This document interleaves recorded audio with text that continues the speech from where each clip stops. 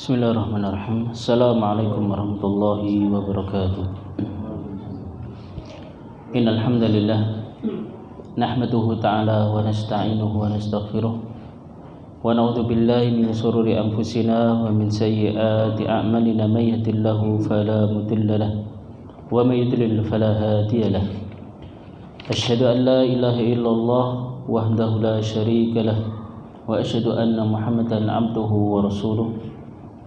Yaqulullahu tabaraka wa ta'ala fi kitabihil karim, ya ayyuhalladzina amanu taqullaha haqqa tuqatih wa la tamutunna illa wa antum muslimun.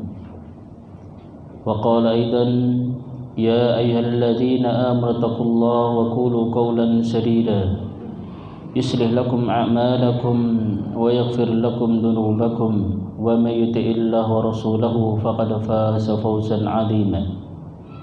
أما بعد فإن أصدق الحديث كتاب الله وخير الهدي هدي محمد صلى الله عليه وسلم وشر الأمور محدثاتها فإن كل محدثات بدعة وكل بدعة ضلالة وكل ضلالة في النار. Kaum muslimin wa muslimat yang semoga dirahmati oleh Allah Subhanahu wa taala. Yang pertama adalah kita senantiasa bersyukur kepada Allah Subhanahu wa taala atas segala limpah nikmat yang Allah curahkan kepada kita, sehingga pada malam hari ini Allah kumpulkan kita kembali di tempat yang mulia, di salah satu rumah dari rumah Allah Subhanahu wa taala, dalam rangka takarrub, mendekatkan diri kepada Allah Subhanahu wa taala melalui ibadah salat Isya dengan berjamaah.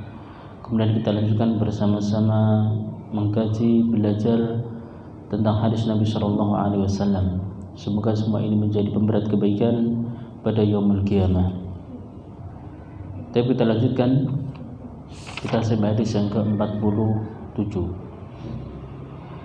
Qala al-mu'allif rahimahullah al-hadisu sabi wal arba'un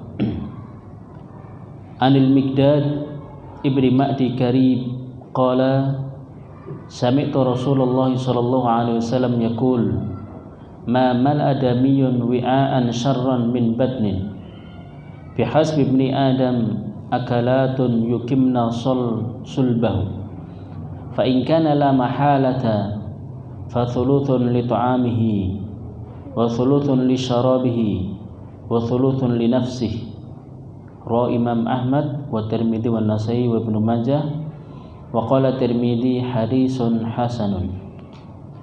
Hadis yang ke-47 dari Miqdad bin Ma'di Karib. Beliau berkata, sami'tu Rasulullah sallallahu alaihi wasallam yaqul, aku mendengar Rasulullah sallallahu alaihi wasallam bersabda, ma maladamiyun wi'aan syarran min batnin. Tidak ada tempat yang lebih buruk untuk dipenuhi daripada anak Adam, daripada tempat perutnya. Bihasbi ibni Adam akalatun yukimna sulbahu. Cukuplah anak Adam itu mengisi perutnya atau makan yang bisa menegakkan tulangnya. Fa in kana la mahalata, maka jika memang harus diisi, harus makan, fa thuluthun li ta'amihi, maka hendaknya sepertiga untuk makanan, wa thuluthun li syarabihi, sepertiga untuk minuman, wa thuluthun li nafsih, dan sepertiga untuk udaranya. Hadis riwayat Imam Ahmad, Tirmidzi dan Nasa'i dan Ibnu Majah, dan Imam Tirmidzi mengatakan hadis ini hadis yang hasan. Kaum muslimin rahimani wa rahimakumullah, hadis ini merupakan tips sehat ala Rasulullah sallallahu alaihi wasallam.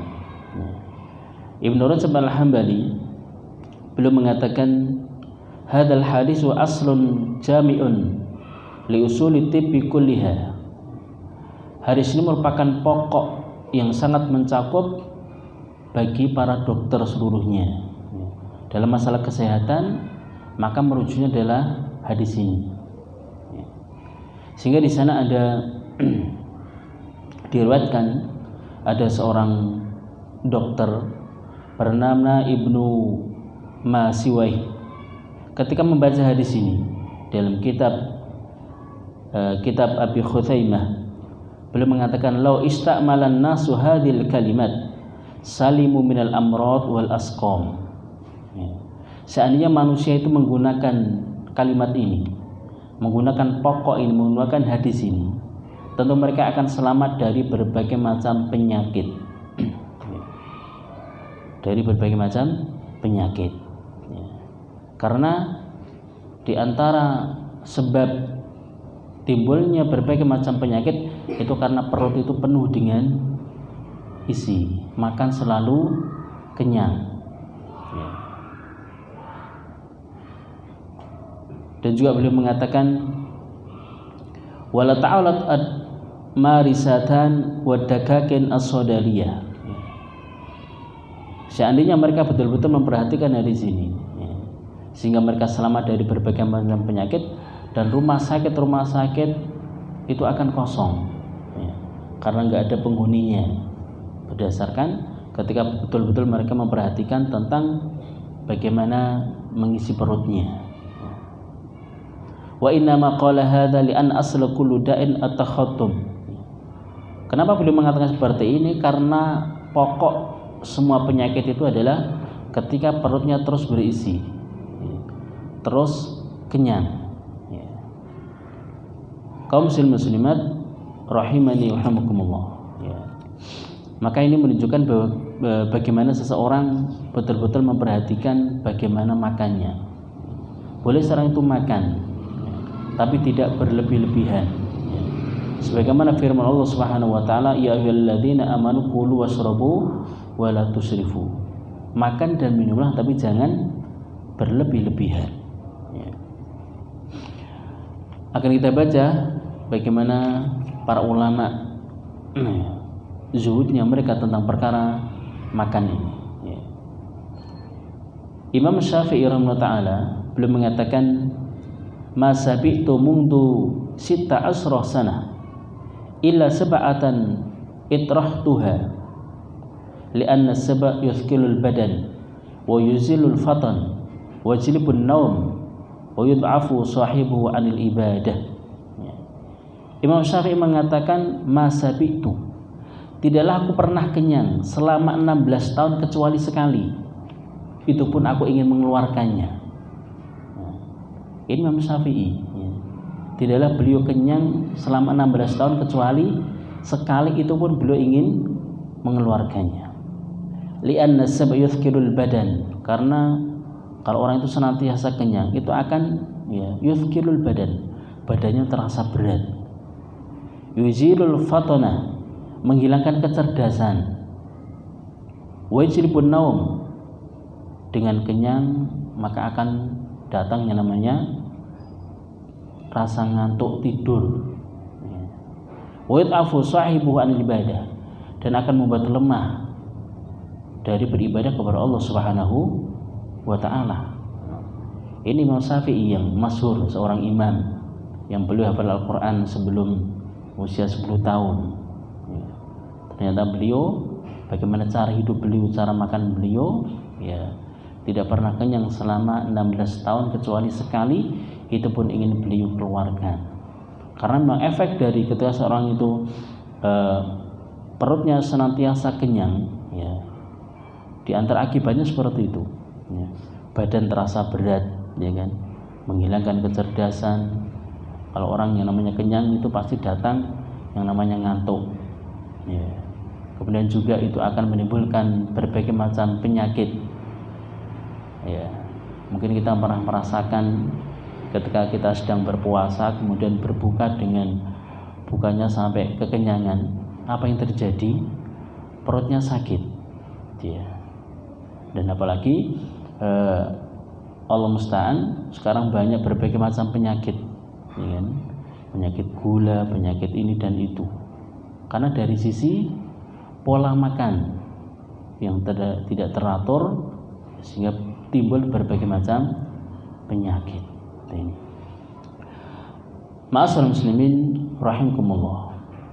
Kemudian juga para ulama mengatakan, di antaranya Abu Sulaiman Ad-Darrini, beliau mengatakan inna nafsa idza ja'at wa atat safal qalbu wariqa. Sungguhnya jiwa itu ketika lapar ya, dan haus, hati akan menjadi jernih, akan menjadi lembut. Sebaliknya ketika perut itu senantiasa penuh dan kenyang, itu akan mematikan hati. Karena dengan kenyang itu pasti syahwatnya itu akan naik dan akan menimbulkan yang namanya seorang itu suka marah, itu karena dari kekenyangan banyak makan. Dan beliau juga mengatakan miftahud dunya as-saba wa miftahul akhir al-ju wa aslu kullu khairin fid dunya wal akhirah al-khaufu minallah azza wa jalla. Kunci daripada dunia itu adalah kenyang, dan kunci akhirat adalah lapar. Ketika ingin mendapatkan dunia, ya, itu dengan kenyang itu tadi dia akan dapatkan. Tapi ketika ingin mendapatkan akhirat, maka kuncinya adalah lapar dulu. Ya. Dengan lapar dia akan semangat untuk ibadah, ya. Semangat untuk melakukan berbagai macam aktivitas. Tapi kalau orang itu kekenyangan, ya, maka apa yang terjadi? Kemalasan, ya, kemudian ngantuk dan yang lainnya. Kaum muslimat rahimakumullah. Maka di sini merupakan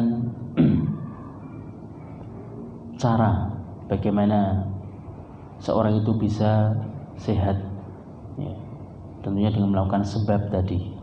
Maka Rasulullah di sini mengatakan tidak ada tempat yang lebih buruk untuk dipenuhi daripada perut anak Adam, ya. Maka cukuplah anak Adam itu makan itu untuk bisa menegakkan tulangnya, ya. Kalau memang harus makan, ya, itu hendaknya sepertiga untuk makanan, sepertiga untuk minuman, dan sepertiga adalah untuk udara atau nafasnya. Ini merupakan anjuran Rasulullah Sallallahu Alaihi Wasallam. Ya.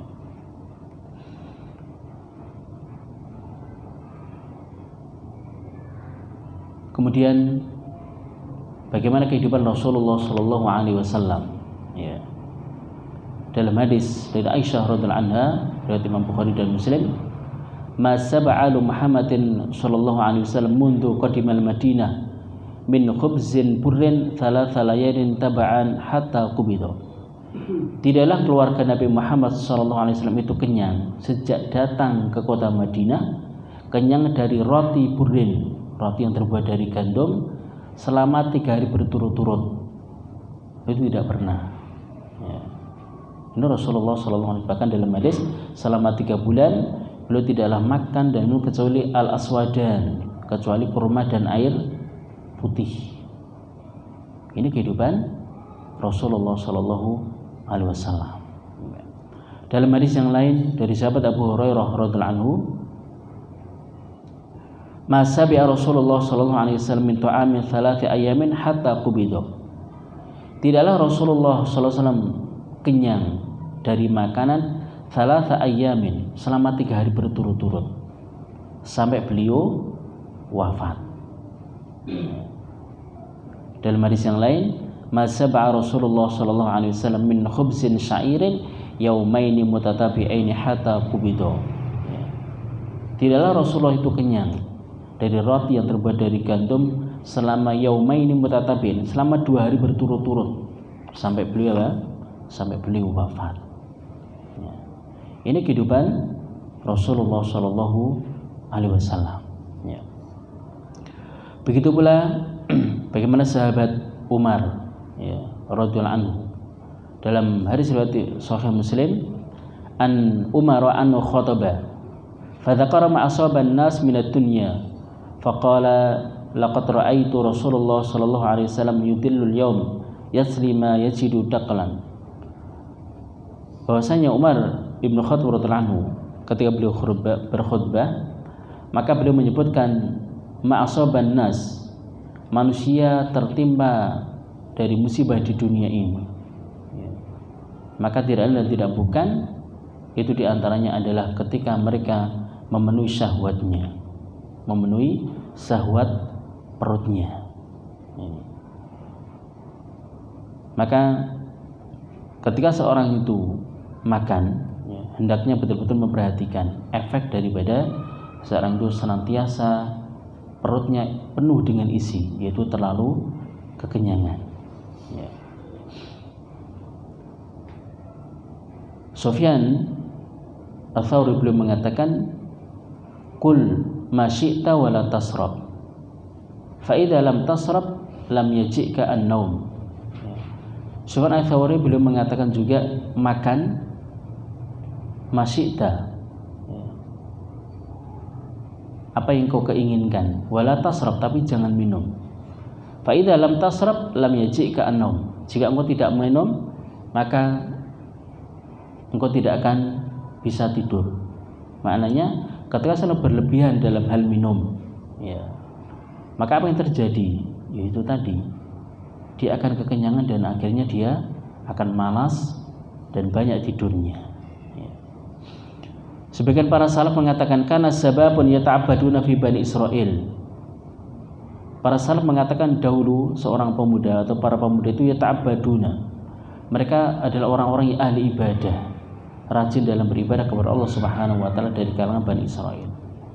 Fa idza kana inda fitrahum, namun ketika mereka makan atau berbuka, maka sebagian mereka mengatakan la ta'kulu katsiran. Janganlah kalian makan terlalu banyak. Fatasrabu katsiran, kemudian kalian juga minum banyak. Fatanamu katsiran, maka kalian nanti akan banyak tidurnya. Begitu pula Nabi Shallallahu Alaihi Wasallam dan para sahabat radhiyallahu anhum, mereka yaju'una katsiran, mereka itu banyak laparnya. Mereka banyak laparnya. Wa yuqalliluna min akli sahwat, dan mereka sedikit dari memenuruti daripada hawa nafsu yang ada di perutnya ini. Wa in kana dzalika la ada wujudi ta'am. Itu bukan karena tidak ada makanan. Illa anna Allah la yaqtaru lirrasuli illa akmal aqwal wa fadluha. Kecuali bahwasanya Allah Subhanahu wa taala tidak memilih seorang rasul kecuali bagaimana rasul itu betul-betul dalam keadaan yang sempurna dan yang paling mulia. Oleh karena itu Ibnu Umar radhiyallahu anhu yatasabbah bihim. Ibnu Umar radhiyallahu anhu itu mencontoh kepada sahabat-sahabat sebelumnya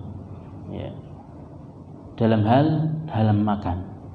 Maqudrati ala ta'am, meskipun dia mampu punya, dia mampu untuk makan, untuk memberi makanan yang dia inginkan itu bisa. Tetapi bagaimana mencontoh para generasi yang terbaik, sehingga Rasulullah mengatakan khairun nasi qarni, sebaik generasi adalah generasiku. Abu Hurairah radhiyallahu anhu, sahabat yang paling banyak meriwayatkan hadis, mereka tinggal di masjid termasuk Al-Suffah. Apa yang terjadi di antaranya? Mereka pun kelaparan, sampai mengganjal perutnya dengan kerikil atau dengan batu. Inilah keadaan para sahabat radhiyallahu anhum. Dan Rasulullah SAW tidak mengkhawatirkan kepada umatnya kefakiran. Ketika fakir itu tidak khawatir, tapi justru yang dia khawatir Rasulullah adalah ketika dibukakan tentang dunia ini. Maka Rasulullah mengatakan, wallahi mal faqru akhsha alaikum. Demi Allah, bukanlah kefakiran, kemiskinan yang aku khawatirkan kepada kalian. Wa inna ma akhsha alaikum an tuftaha alaikumud dunya. Tapi yang aku khawatirkan dibukakan kepada kalian dunia. Fatanafasuha, sehingga kalian berlomba-lomba mencari dunia. Fatanafasu, sebagaimana orang dulu juga berlomba-lomba. Fatuhlikakum, sehingga kalian akan binasa sebagaimana orang dulu juga binasa. Itu karena apa? Karena mencari dunia, dan di antara perkara dunia adalah perkara makan. Bahkan ketika seorang itu tidak memperhatikan tentang halal dan haram, itu mereka akan menerjang dengan cara apapun, yang penting bisa makan, tidak perhatian apakah halal atau haram. halal dari sisi ataupun haram halal dari sisi zatnya atau halal dengan cara mencarinya kaifiyahnya, tidak perhatian ya. Maka ketika seorang itu ya diberikan diuji oleh Allah Subhanahu wa taala dengan kefakiran, dengan kemiskinan yang mungkin sehari makan sehari tidak ya, maka kita lihat bagaimana para sahabat radhiyallahu anhum, bagaimana Rasulullah Shallallahu Alaihi Wasallam, karena memang makan itu, hukum makan itu adalah mubah gitu ya. Hukum makan itu adalah mubah ya. Ketika dia niatkan dalam rangka untuk ibadah kepada Allah Subhanahu wa taala, itu nantinya akan menjadi pahala. Tapi kalau ada sekedar rutinitas ya, memenuhi syahwatnya ya, maka tidak akan bernilai apa-apa. Tetapi ketika seorang itu makan dengan niat untuk supaya ibadahnya kuat, untuk bisa mendekatkan diri kepada Allah Subhanahu wa taala, itulah yang akan bernilai pahala ya. Dan juga Allah Subhanahu wa taala mencela ya, mencela orang-orang yang mengikuti syahwatnya. Di antaranya adalah memenuhi terus kenyang dengan perutnya ya. Maka Allah mengatakan fa khalafa min ba'dim khalfun adha'u shalah wattaba'u syahwat. Maka akan ada generasi setelah mereka. Apa itu khalfun? Sebuah generasi adha'us shalah. Mereka menyanyiakan salat wattaba'u syahwat, dan mereka juga mengikuti hawa nafsu. Salah satu hawa nafsu adalah masalah perut. Fasawfa yalqawna khayya illa man taba. Kelak mereka akan menjumpai yang namanya kerugian, kecelakaan, illa man taba, kecuali orang-orang yang bertaubat kepada Allah Subhanahu wa taala. Maka ma'asyiral muslimin rahimani wa rahimakumullah. Kemudian Ibnu Rajab al-Hambali beliau juga mengatakan fa asanu ma akal mu'min fi thuli batni ya, maka sebagaimana tadi, maka yang baik, yang paling baik dimakan oleh orang yang beriman dalam perutnya adalah makanan berupa sepertiga. Wa syariba fi thuluthi, dan minum sepertiga, watar kulli nafsi thuluth, dan ia tinggalkan, biarkan sepertiga untuk nafasnya, sebagaimana hadis Nabi Shallallahu Alaihi Wasallam ya. Berbeda dengan orang-orang yang orang kafir ya, maka Rasulullah memberikan ibarat ya, dalam Bukhari Muslim beliau mengatakan al mu'min ya'kulu fi ma'in wahidin wal kafiru ya'kulu fi sabati am'a. Orang mukmin itu makan dalam satu tempat, istilahnya perutnya satu.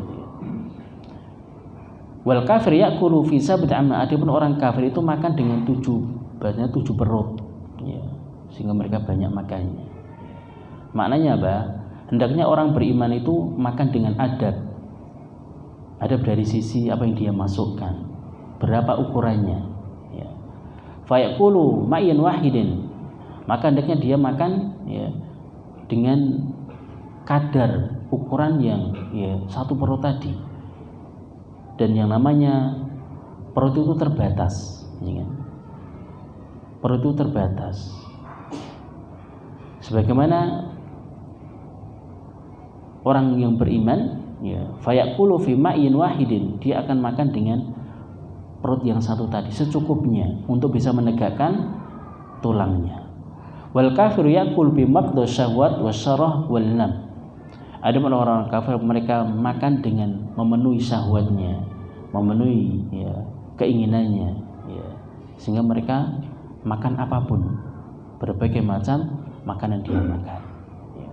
Maka Rasulullah menganjurkan dalam hadis ini untuk takallul minal akal wal iktifa bi ba'di ta'am ya.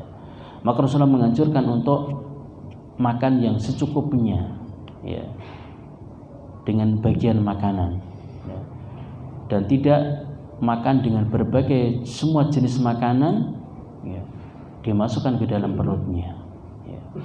Maka dalam bagaimana adab dalam makan ya kan? Dalam hadis itu ta'amun wahidun yakfi itsnaini, makanan yang untuk 1 orang itu sebenarnya cukup untuk 2 orang. Itu diantara bentuk barokahnya ya. Maka di sana dianjurkan makan itu bersama-sama. Kalau dalam bahasa kita pakai nampan ya, namanya makan berjamaah gitu ya. Itu satu makanan yang mungkin secara dohir itu cukup untuk 1 orang. Ketika dimakan bersama bisa untuk 2 orang. Makanan yang itu secara dohir adalah untuk 2 orang, itu bisa dimakan dengan untuk cukup 3 orang. Ini secara dohir 3 orang bisa dimakan dengan oleh 4 orang dan seterusnya. Ini diantara barokah dan bagaimana Islam menganjurkan untuk betul-betul perhatian dengan makanan ini. Itu saja baru tentang perkara makanan yang halal, jelas-jelas halal. Rasul memberikan anjuran segitunya. Berbeda ketika makanan itu adalah haram, maka tentunya itu akan mendapatkan adab yang sangat pedih, akan menghalangi seorang itu beribadah kepada Allah Subhanahu wa Ta'ala, akan terhalangi doa dikabulkan oleh Allah Subhanahu wa Ta'ala.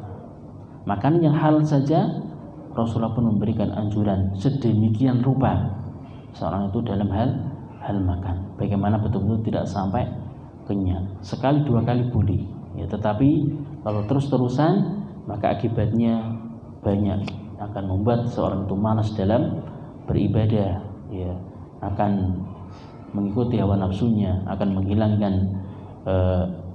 kepintaran dan yang lainnya. Kaum muslimat rahimakumullah. Kemudian juga para ulama mengatakan qilatu ta'am aunun fi ta'ala tasarruf ilal khairat. Maka sedikit makan itu akan membantu seorang itu tasarruf ilal khairat, bersegera dalam hal kebaikan. Sehingga para penuntut ilmu, pernah kita punya teman, ketika mondok itu sering puasa, orangnya sampai kurus betul, puasa Daud dan yang lainnya, orangnya betul-betul kurus, tapi ternyata hafalannya itu masya Allah. Alfiya Ibnu Malik itu hafal, itu berkaitan dengan nahwu, dan orangnya cerdas, tapi dilihat dari jasadnya orang itu sangat kurus dan seolah-olah nggak punya daging. Ada orang seperti itu karena memang yang dia cari itu adalah ilmu. Tapi kalau sekarang dengan berbagai macam makanan yang instan dan yang lainnya, itu yang akan membuat anak-anak kita itu jadi tersumbat, nggak bisa untuk mikir, berat untuk mikir, karena memang berbagai macam makanan yang banyak, instan dan yang lainnya. Allah musta'an.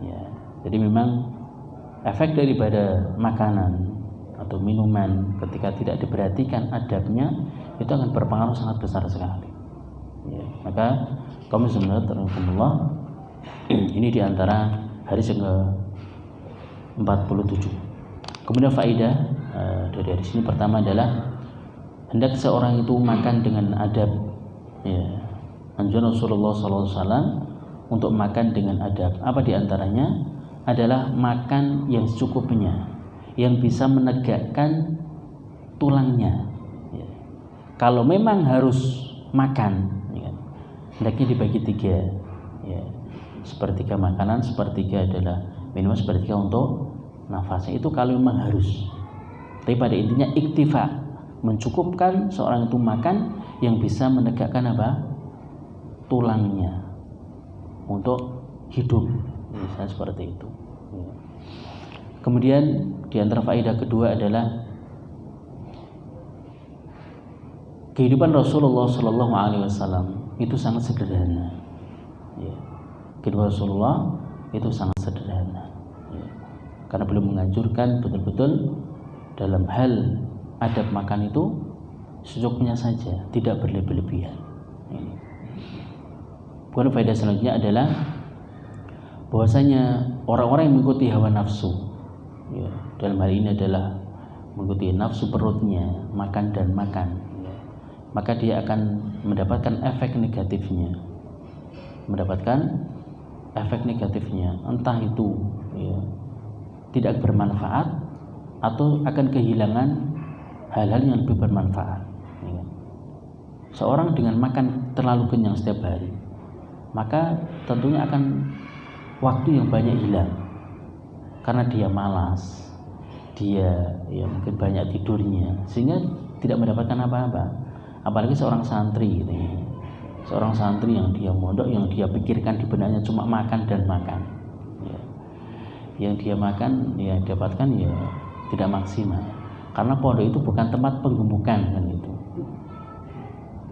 Maka karena pondok itu memang adalah tempat untuk mendapatkan ilmu, sehingga wajar kalau pondok itu adalah dengan makannya dengan lauk sate, apa sate itu, sayur terong, ya kan?